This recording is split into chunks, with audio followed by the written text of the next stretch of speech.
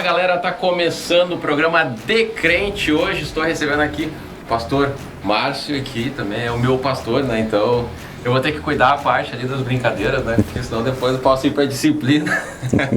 Pode acontecer isso, pastor? Não sei, tudo pode acontecer. Então galera, vamos cancelar o programa de hoje. Não tô brincando. Vamos seguir a primeira parte, é mais tranquila, né, pastor? É mais para conhecer o senhor, né? Apresentando até o pastor Márcio, ele é pastor em Canoas e é o nosso coordenador estadual de jovens aí. Quantos anos já, pastor? Desde 2006, 4, 5 anos aí. Olha aí, é muito tempo, né? E deu para fazer história, né? Eu estive junto com o senhor em alguns eventos ali, em todos, né, praticamente. Sim, sim. Então foi um tempo muito precioso já nesses anos aí. E, pastor, como é que foi o seu processo de conversão? Então, eu me converti em 1996, né? Vim num momento muito delicado da minha vida, assim. Eu tinha 16 anos, então eu estava trabalhando, tendo minhas atividades, então acabei perdendo a minha mãe muito cedo, né? E aí eu me desestabilizei de uma forma muito forte emocionalmente, com pensamentos na época de suicídio, né? Tentativas de suicídio. E nesse período eu fui convidado a participar de um culto na Igreja Quadrangular e lá eu entreguei minha vida para Cristo, né? E comecei então a congregar, aceitei Jesus, fui discipulado, passei pelo processo todo, né? E foi aí que deu o start na minha vida, assim, resumindo assim. E aí começou a se envolver cada vez mais dentro da igreja local também? Sim, aí nesse período eu comecei, nosso anseio era buscar o batismo no Espírito Santo, depois de batizado nas águas, e participando de eventos, congressos, seminários. Em congressos de jovens na época eram realizados a maioria deles em Tramandaí, e nós tínhamos muito identificação com os jovens já, né? E aí eu comecei a auxiliar dentro do grupo missionário de jovens. Depois disso me tornei obreiro leigo, né, depois credenciado. Nesse período casei, me tornei líder de jovens, depois líderes de jovens casado, professor de escola bíblica dominical e outras atividades dentro da igreja também. Tem gente que acha que entrou na igreja já pode assumir um cargo, mas tem toda uma história, né? Até tu conseguir, por exemplo, chegar a ser coordenador estadual, né? Tem. Nossa, eu lembro que ainda como jovem, obreiro leigo, no período eu abri 2 congregações, né? Trabalhei em 2 congregações com a direção da minha pastora, né? Meu pastor. Uma foi aqui na Boa Saúde, no bairro Rio Branco, e outra no Loteamento Prata, também aqui em Canoas, né? E eu lembro que no Loteamento Prata, eu fui para lá, só tinha uma diaconisa que morava lá.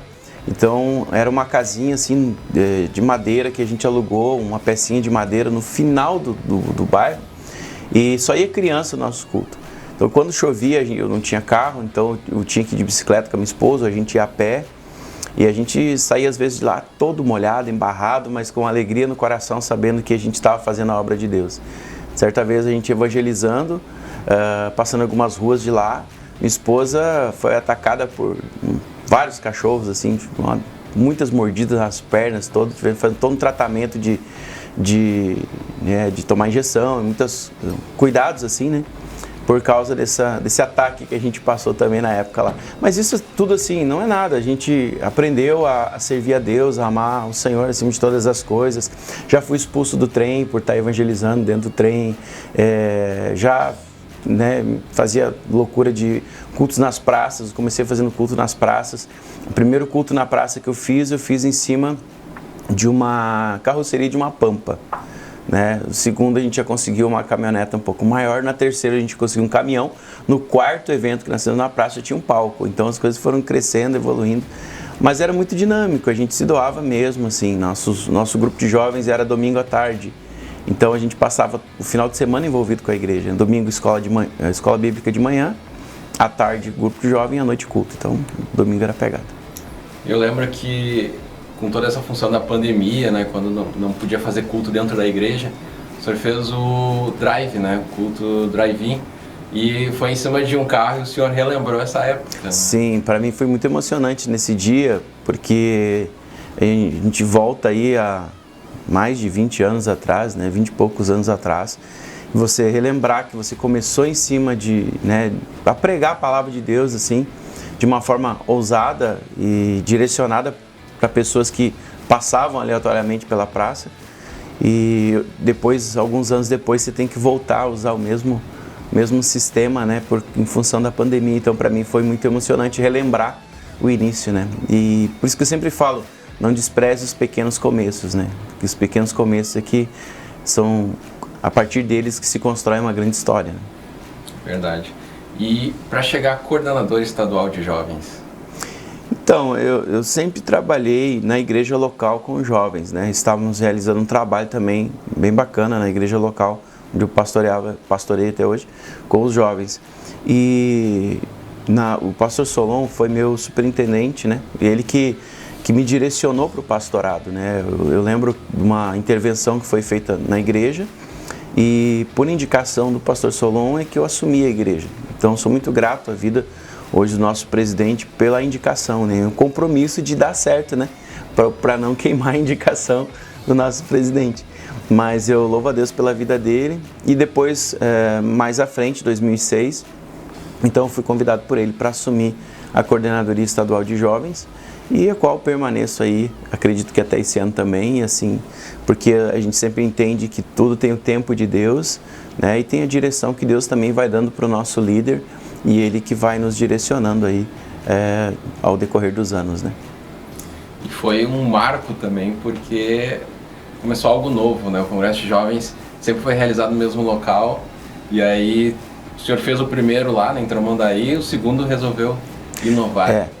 O primeiro congresso em Tramandaí, a ideia também é que, como eu estava chegando e eu tinha pouco tempo para fazer um congresso, eu tive um apoio muito grande do pastor Sérgio, que era o superintendente na época lá e pastor de Tramandaí, de toda a sua família, da Paola, dos meninos, que me ajudaram muito naquela época lá.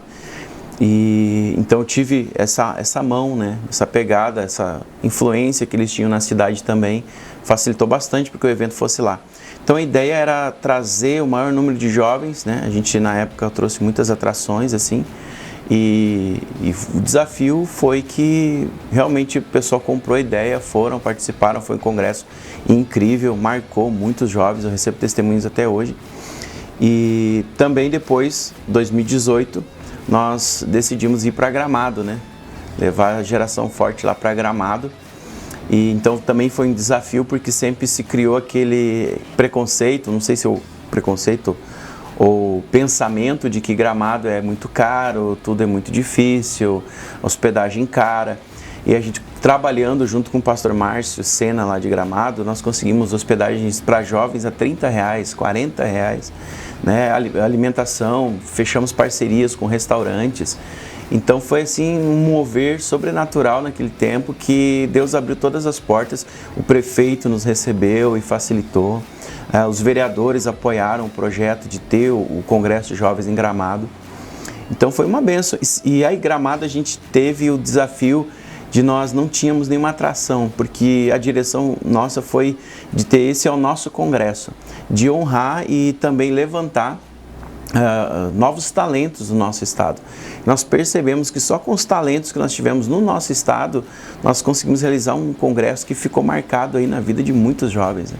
E na nossa também, porque ver aquele local lá lotado de jovens, aí quase 3 mil jovens lá, né, acompanhando e participando de toda a programação, foi incrível. E ainda teve o culto na praça também? Teve o evangelismo na Rua Coberta, né, no centro da cidade, e que foi um momento marcante também, né? Um momento marcante. E depois o próximo congresso, aí também um desafio, porque para comportar todo mundo, né, aqui dentro da sede estadual. Isso, foi realizado em 3 etapas, né, o congresso em 3 etapas. E ainda hoje, ontem eu recebi um testemunho, na segunda-feira eu recebi um testemunho de uma jovem que veio participar do nosso congresso e ela, no momento do final da minha mensagem, onde eu fiz o apelo, quem estava ardendo no coração o desejo pelo ministério pastoral que viesse à frente, então ela veio e chamei ela para orar por ela, representando todos os jovens que ali estavam, e dei uma Bíblia de presente a ela. E hoje ela é coordenadora regional de jovens, se tornou coordenadora regional de jovens, aceitou o desafio de se preparar para o ministério, né? É filha de pastor, de se preparar para o ministério. Então eu fiquei muito feliz de receber esse testemunho dela, assim, que foi marcante para mim também. E toda essa história que o senhor contou, sua ali desde a adolescência, né, de quando aceitou Jesus, também está no seu livro. Tá. Clamor de uma Geração. Está no livro Clamor de uma Geração. Esse livro foi um presente de Deus, porque eu comecei a pensar e escrever alguma coisa do livro em 2016. E aí isso foi muito enrolado, não tinha uma direção clara, mas 2019 surgiu algo assim, parece que Deus abriu o entendimento, abriu a inspiração para escrever esse livro. E a maioria do livro ele foi escrito entre as idas e vindas do Connect Tour, né, que é um evento que aconteceu a nível nacional. Eu participei, fiz parte da equipe do pastor Daniel, da pastora Thalita, e eu pude então, nesses períodos, receber as inspirações, vendo a realidade do Brasil, escrevendo esse livro.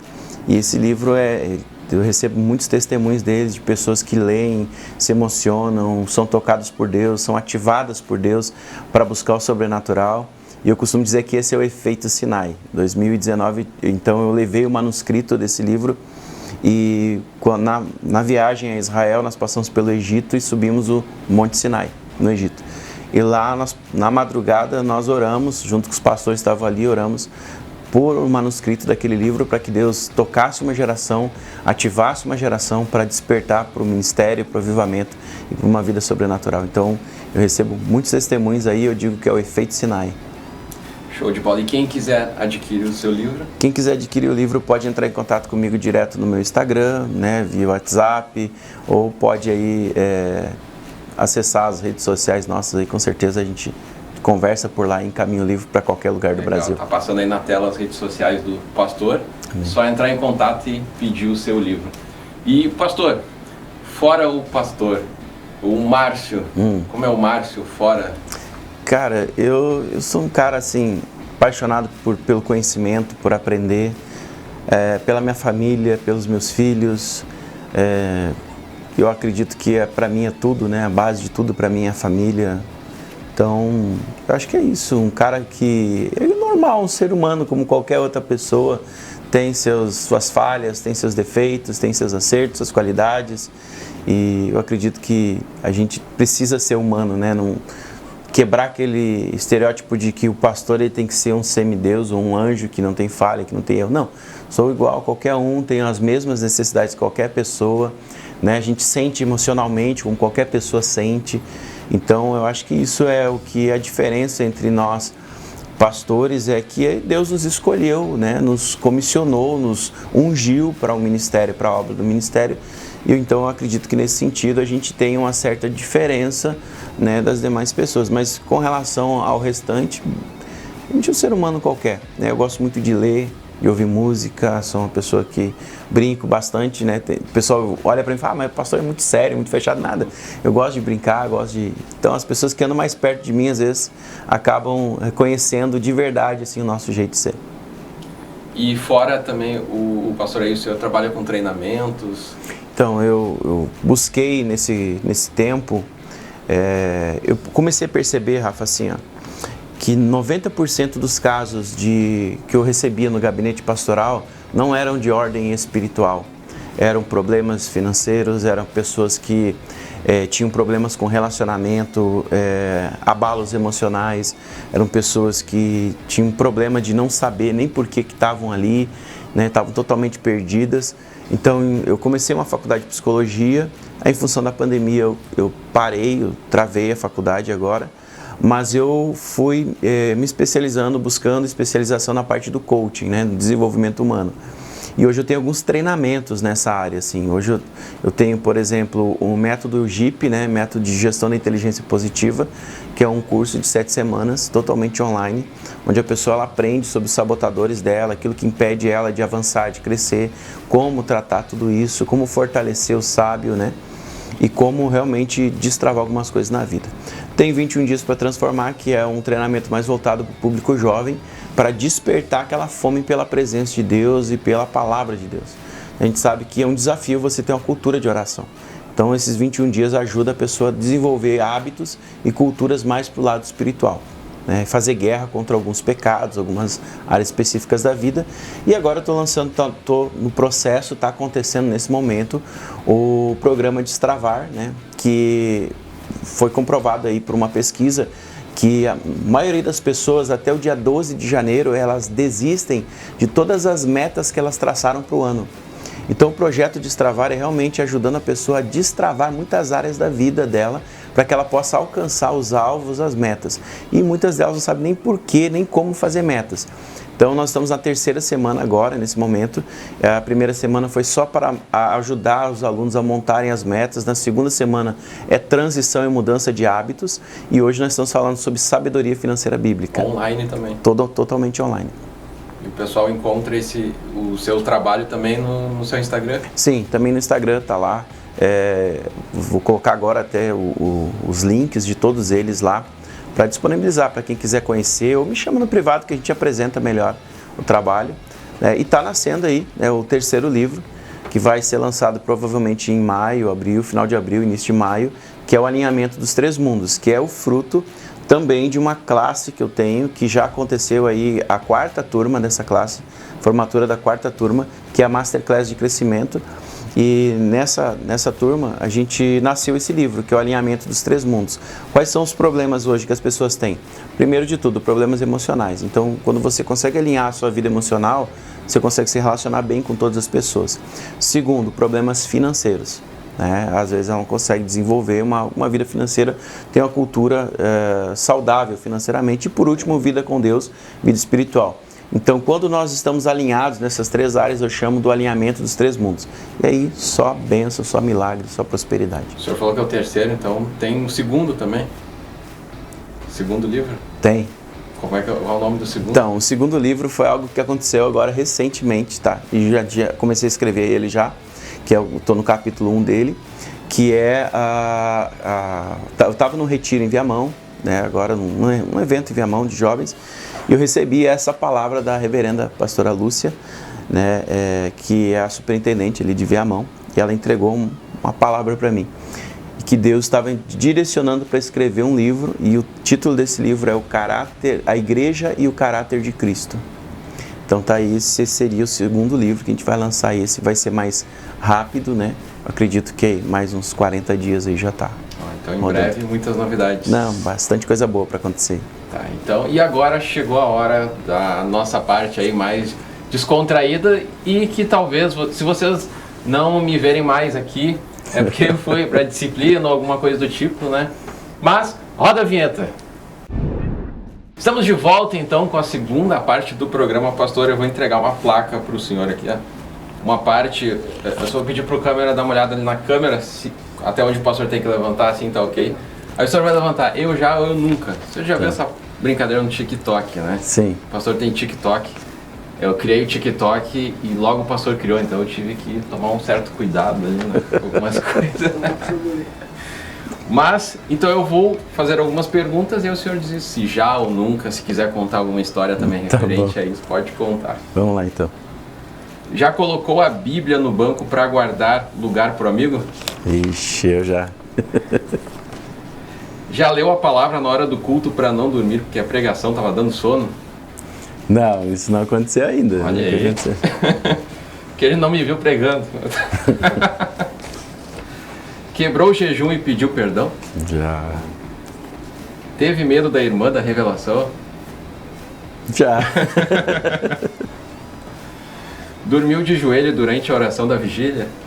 Da vigília não, mas na madrugada não, já. Riu da língua estranha do irmão? Não, isso ainda não. Não aconteceu, não peguei nada inusitado ainda. Mas se acontecer, com certeza vai rolar. Antes de fazer a pergunta, eu preciso saber, o senhor já também tocou no louvor? Tocar no louvor não, mas eu já toquei, já me arrisquei. Então essa não se enquadra. Eu ia perguntar se já chegou atrasado no ensaio do louvor. Mas não. Tocou bateria imaginária durante o culto? Não, imaginária não, mas eu já tentei tocar bateria e fracassei, assim, terrivelmente, porque a minha esposa, ela era baterista da igreja, Então, quando eu cheguei na igreja, eu comecei assim, nossa, vi aquela menina, comecei a gostar dela, vou aprender a tocar bateria para impressionar ela, mas não rolou, Mas Deus teve misericórdia de mim e consegui casar com ela. Mas toca em um violão, né? Sim, no sim. culto, guitarra. Mais ou menos. Nada. Corinho já se defende no corinho. E canta, né? Não dá pra dizer, o senhor canta. Mais ou menos. Canta sim, canta sim. Você encantou com a visitante? Não, eu era o visitante. Era o Me visitante. encantei com a baterista da igreja. Então eu vou ter que trazer a pastora aqui, né? Ela que vai ter que levantar a placa. Não sei se ela se encantou, o senhor teve que conquistar, né? Vai ver, né? Leu a Bíblia toda? Já. Já foi líder na igreja, o senhor já contou Sim. pra gente. Já fingiu cair no espírito? Não, mas eu nunca fingi cair no espírito, mas eu tenho um amigo que nós estávamos no encontro com Deus e ele era novo convertido, assim, e aí todo mundo, o pastor vinha orando, assim, e as pessoas vinham caindo, né, no espírito, e aí o pastor orou por ele caiu, e depois no final do encontro fui lá abraçar ele, feliz da vida. Falei, cara, você foi batizado do Espírito Santo, você caiu pelo poder de Deus. Ele falou assim pra mim, não, é que eu vi que todo mundo tá se jogando, eu me joguei também. Foi na emoção? Foi na emoção. Tem muita gente que vai assim, né? Eu acho que eu já fui também. Mas não com o pastor, tá? Só pra deixar claro, isso foi em outra época. Né? Já mentiu que ia no culto? Como assim, mentir? Disse que ia no culto e não foi. Na sua adolescência, né? Na época de jovem. Cara, não lembro. Talvez já. Não Fica na sei. metade. Vou colocar assim já, mas de verdade eu não lembro agora. Trollagem no retiro? Isso já. Pasta de dente, esse negocinho já. Já é clássico, né? Já foi chamado no gabinete do pastor? Já. Já foi pro banco da disciplina? Já também. E viajou na pregação? Ixi, quem já não?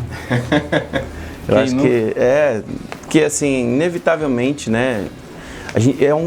Tudo é um processo de crescimento, né? Eu creio assim, que você começa a pregar, você vai errar algumas vezes. Ninguém vai ficar sem cometer erros, né? Então você vai errar. Eu, por exemplo, eu já até preguei no passado que Deus tinha trocado o nome de Saulo para Paulo.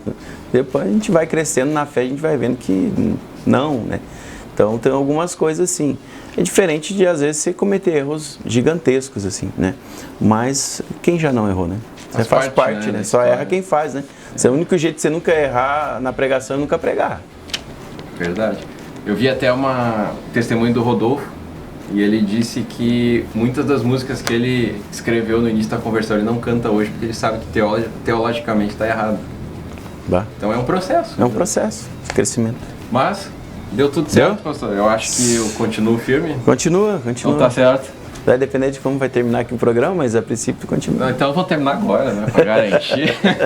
Mas, pastor, eu queria agradecer a sua presença. Eu que agradeço. E se você quiser acompanhar o pastor, segue lá no Instagram dele, tá aparecendo aí. Não sei se o senhor quer deixar mais alguma rede, o seu telefone, enfim. Não, na verdade, eu queria finalizar aqui com o Rafa e deixar um recadinho para a galera jovem que está acompanhando o programa. Que vocês busquem de Deus, despertem os talentos, os dons de vocês, para que vocês possam servir o Senhor, que tenham desejo de ir para o ministério. Até hoje eu estava ouvindo uma preocupação no nosso coração também com a nova geração que está chegando, né? Com essa galera. Se a gente começar a ver, o ministério não pode envelhecer. Ele tem que continuar firme e tem que ser um momento de transição, né? Eu sempre digo na igreja, para os jovens, vai chegar uma hora que eu vou ter que passar o cajado, mas quem vai estar lá na outra ponta para receber? Então, que você que está aí me ouvindo possa despertar, pegue os exemplos bons, pegue as coisas boas, pratique, sonhe com o chamado pastoral, sonhe com o ministério. Eu acredito que se Deus fez isso na minha vida, Ele pode fazer na vida de qualquer pessoa. Eu era uma pessoa que não gostava de igreja, detestava crente, jogava pedra na igreja e hoje eu estou servindo o Senhor porque Ele transformou minha vida. Então que Deus também possa fazer coisas grandes na sua vida, no seu chamado, no seu ministério. Deus abençoe. Tamo junto. Amém. E a gente volta na próxima sexta-feira às 20 horas. Tchau!